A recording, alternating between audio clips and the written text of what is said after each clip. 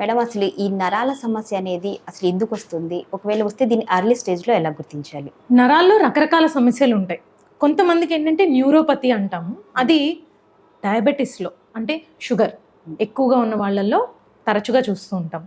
ఇండియాలో చూస్తే గనక న్యూట్రిషనల్ డెఫిషియన్సీస్ అంటే B12 లోపము, రక్తం తక్కువగా ఉండడము, హిమోగ్లోబిన్ సరిగా లేక కొన్ని ఎలక్ట్రోలైట్స్ అంటే కాల్షియం, పొటాషియం లాంటివి తక్కువ ఉండి కూడా ఈ నరాలు కొంకర్లు పోవడం, తిమ్మిర్లు, మంటలు వీటన్నిటితో బాధపడుతూ ఉంటారు.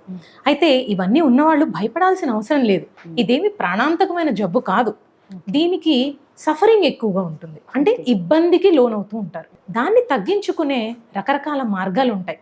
కొన్ని హెల్త్ టిప్స్ ఏంటంటే మన పెద్దవాళ్ళు చెప్పినట్లు ఇంట్లో చేసే చిట్కాలు, చన్నీళ్లలో కాళ్ళు పెట్టుకోవడము, కొన్నిసార్లు క్రీమ్స్ దొరుకుతాయి అన్నమాట.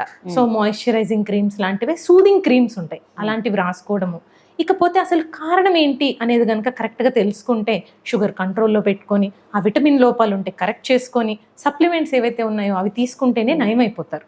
అలా కాని పరిస్థితుల్లో గెబపెంటిన్ అని, ప్రిగాబాలిన్ అని ఇలా కొన్ని డ్రగ్స్ ఉంటాయన్నమాట, విచ్ ఆర్ డేంజరస్. సో వాళ్ళంతటి వాళ్ళు ఎక్కువగా వాడేయటము, దానికి సంబంధించి కొన్ని సైడ్ ఎఫెక్ట్స్ వస్తాయి.